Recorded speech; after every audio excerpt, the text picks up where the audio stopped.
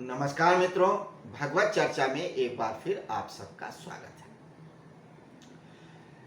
भगवत गीता की बहुत सारी टीकाएं हुई हैं, भाष्य हुए हैं 5000 सालों में। हालांकि 2500-2600 साल तक तो बहुत ज़्यादा महत्व नहीं दिया गया था भगवत गीता को। वह महाभारत का एक छोटा सा हिस्सा रहा है, लेकिन बौद्ध काल के बाद से भगवत गीता को कुछ विशिष्ट महत्व दिया जाने लगा।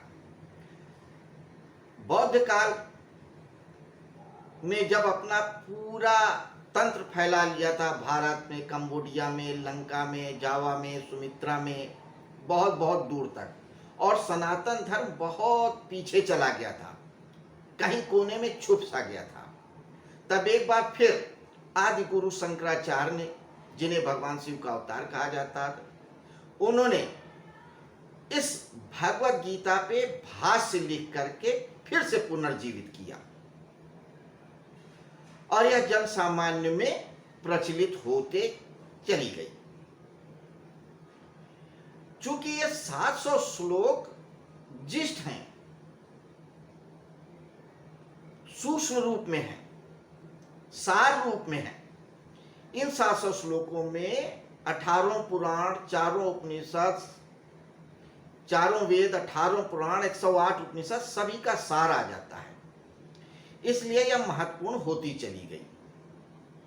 आज गुरु शंकराचार्य के बाद आनंद गिरि जी ने भी भाषा और टीका किया, मधुसूदन सरस्वती जी ने किया, लेकिन इन सब की भाषा टीकाएं अद्वैतवाद पे आधारित थी।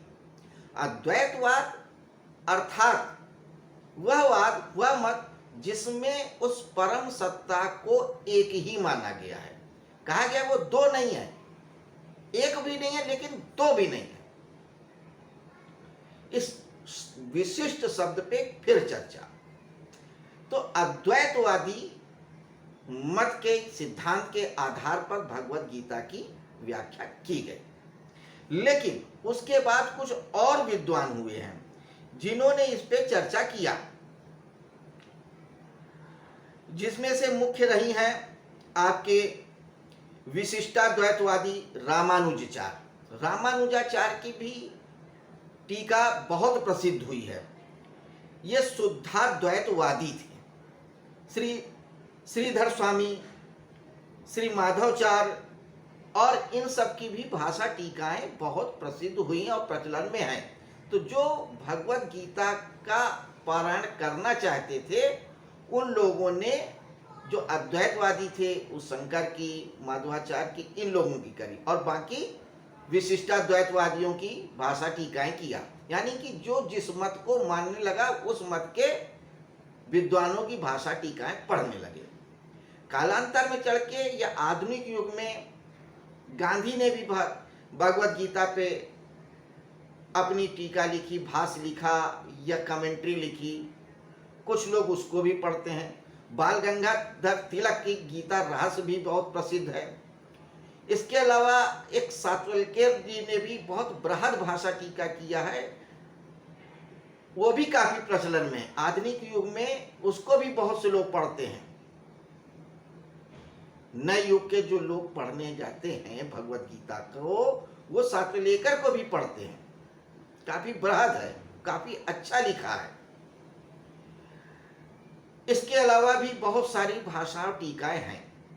ओशो ने भी इस पे काफी अच्छा बोला है, सुना जा सकता है, उनकी बात पढ़ा जा सकता है। वो पुस्तकाकार में भी और ऑडियो में भी है। अब तो बहुत सारे लोगों ने कमेंट्री अपनी अपनी बताई है, लेकिन अनुभव ये कहता है कि भगवत गीता का आप जब अध्ययन करेंगे तो वह अध्ययनकर्ता के लिए अपने कुछ विशिष्ट अर्थ खोलती है।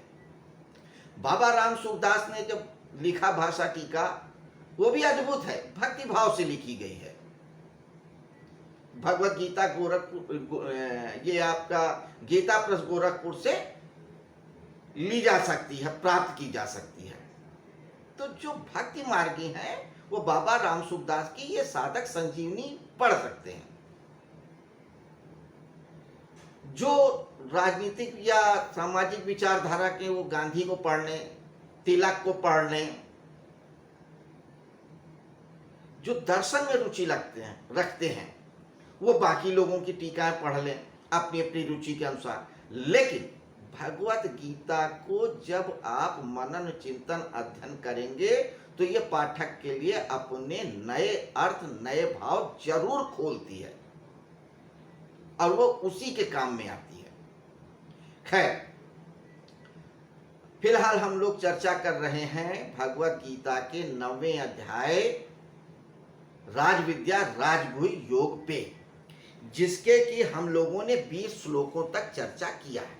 आज 21वें श्लोक पे चर्चा करेंगे। 20वां श्लोक उस श्लोक का या उस भाव का, उस विचार का पूर्वार्ध था, जिसके अर्थ पे आज हम चर्चा करेंगे उत्तरार्ध वाले भाग में।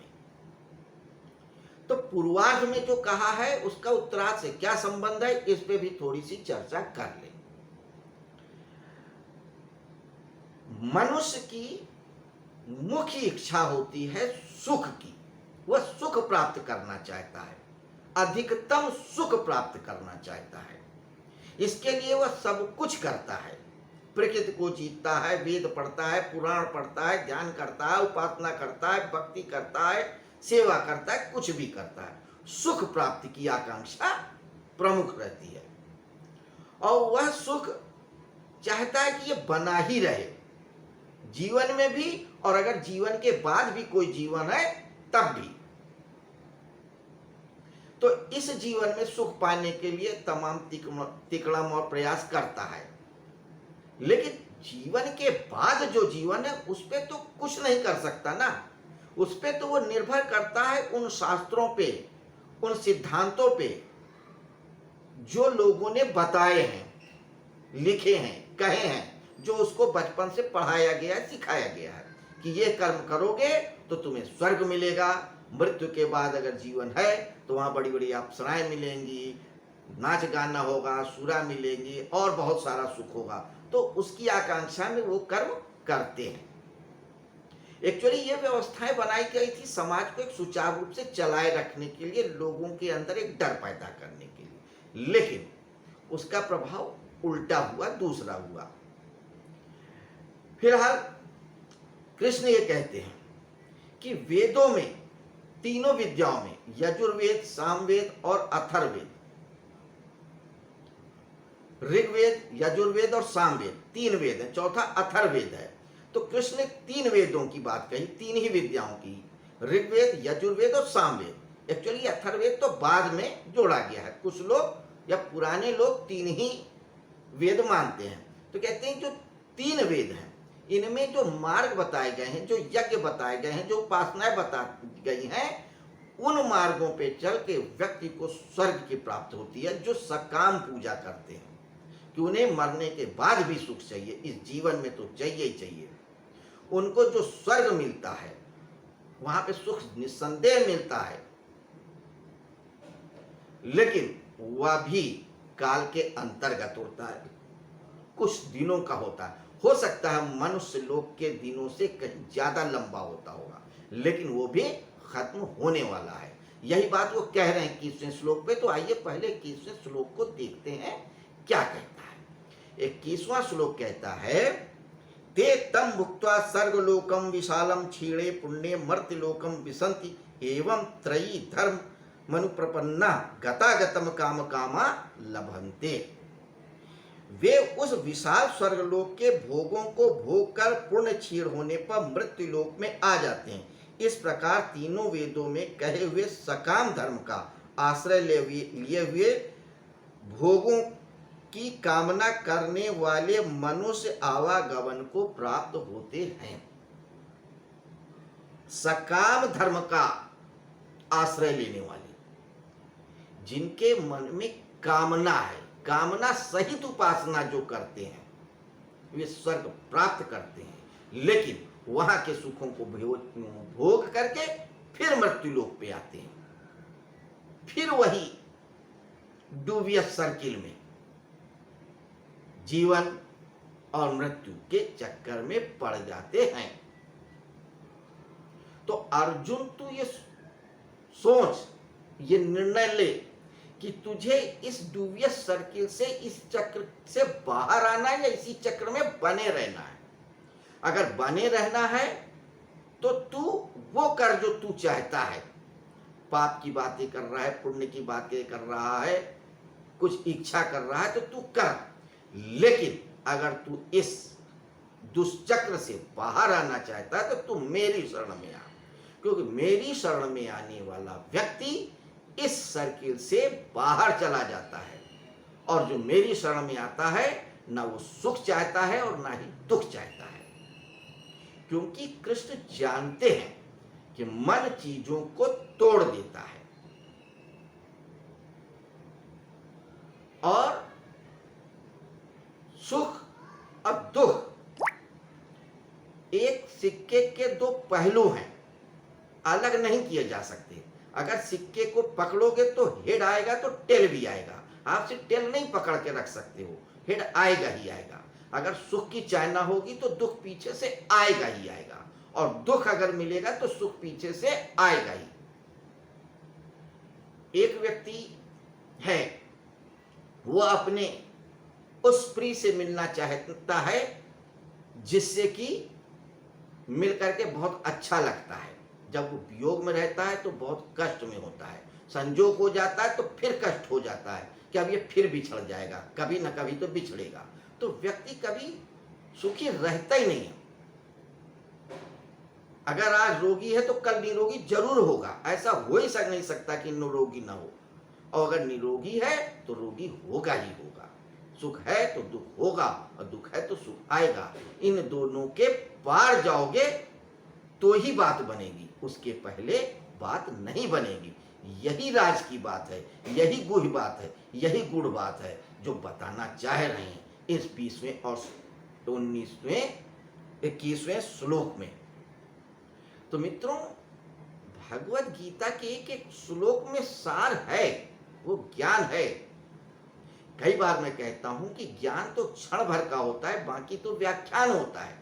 तो भगवत गीता का तो जो ज्ञान है बस इतने में है, वासुदेवा सर्वम, बाकी तो सब व्याख्या है, विस्तार है, भाष्य है, टीका है, कमेंट्री है और कुछ भी नहीं है। अब आप कहेंगे कि ज्ञान क्षण भर में और बाकी व्याख्यान, क्या अर्थ हुआ? आप ऐसे समझिए, आपके सामने एक अंधेरा कमरा है, कुछ नहीं दिखता है, आपको कुछ नहीं ज्ञात है कि कमरा कैसा है, कमरे में क्या क्या है। एक क्षण को लाइट आती है और चली जाती है, बस एक क्षण भर को, और आप देख लेते हैं कि कमरे में क्या क्या था। अंधेरा पहले भी था क्षण भर और अंधेरा बाद में भी है, बस बीच में एक क्षण को प्रकाश हुआ और आपने देख लिया कि कमरे का रंग ऐसा है, कमरे की ऊंचाई ऐसी है, लंबाई ऐसी है, चौड़ाई है, खिड़की इधर है, दरवाजा इधर, इधर अलमारी है, इधर मेज है, इधर कुर्सी है, क्या क्या है। लेकिन अब आप बाहर आ जाते हो, कोई पूछता है इस कमरे में क्या क्या है, क्या ज्ञात हुआ इस कमरे में क्या है, तो आपको घंटों लगेंगे बताने में, जिसे उस कमरे के बारे में नहीं पता है। आप कहोगे कमरे की लंबाई इतनी हो सकती है, चौड़ाई इतनी होगी, रंग ऐसा था, मेज यहाँ थी, कुर्सी वहां थी, बिस्तर यहाँ पे था, कोई था या नहीं थी, एक चूहा फुदक रहा था, कुछ भी, तो आपको घंटों लगेंगे एक्सप्लेन करने में। इन द सेम वे तो सत्य का प्रादुर्भाव तो एक क्षण में होता है, जो ज्ञान है एक क्षण का होता है, बाकी तो एक्सप्लेनेशंस है। तो भगवत गीता का जो ज्ञान है शुरुआत में ही हो जाता है, भगवान वेदव्यास ने पहले ही श्लोक में दे दिया है। लेकिन हम समझ नहीं पाते हैं, हम अर्जुन नहीं हैं, हम धृतराष्ट्र हैं, हम समझ ही नहीं पाते। अर्जुन होते तो शायद शरण में जाके समझ लेते 700 श्लोकों में, लेकिन हम धृतराष्ट्र के धृतराष्ट्र ही बने रहते हैं, अंधे हैं और अंधे बने रहते हैं। भगवत गीता एक बार नहीं 1000 बार सुन लेते हैं तो भी हमारे आंख से अंधापन नहीं जाता है, वह मोतिया बंद नहीं निकलता है। हम जन्मांध हैं और जन्मांध रहेंगे, क्योंकि हम अर्जुन जैसा बनना ही नहीं चाहते। हम आंख वाले बनना ही नहीं चाहते। धृतराष्ट्र बहुत बुद्धिमान व्यक्ति थे। भगवान वेद व्यास भी उनकी प्रशंसा करते थे, उनको मानते थे। लेकिन बुद्धि की आंखें नहीं होती हैं, बुद्धि टटोल के चलती है, बुद्धि तर्क से चलती है। वह सोचती है, विचारती है, तब निर्णय लेती है। आंख वाले को सोचने विचारने की, तर्क करने की जरूरत ही नहीं होती है। वो तो देखता है और जान लेता है कहाँ खिड़की है, कहाँ दरवाजा है, क्या गलत है और क्या सही है, क्या अच्छा है, क्या बुरा है, क्या ज्ञान है, क्या ज्ञान है। हम आंख वाले बनना ही नहीं चाहते। यही शिक्षा है। धृतराष्ट्र मत बनो, बुद्धिमान मत बनो। अगर कोई बुद्धिमान कहता है तो आप ये समझ लो कि आपको धृतराष्ट्र कह रहा है। आप अर्जुन बन जाओ, भले हिलते कपते डरते हुए। अगर अर्जुन बन गए तो कोई दिन कोई न दिन निशाना आप साध ही लोगे मछली की आंख पे। ये निर्णय आपका है। आप क्या चाहते हो, अर्जुन बनना या धृतराष्ट्र, आंख वाले बनना या बिना आंख वाले। तो मित्रों, ये थी भगवत चर्चा 90वें अध्याय के 21वें श्लोक पे। कल फिर मिलेंगे और कल फिर एक नए श्लोक पे चर्चा करेंगे 90वें अध्याय के राजविद्या राजगुह्य नामक अध्याय पे। तब तक के लिए नमस्कार, शुभ रात्रि।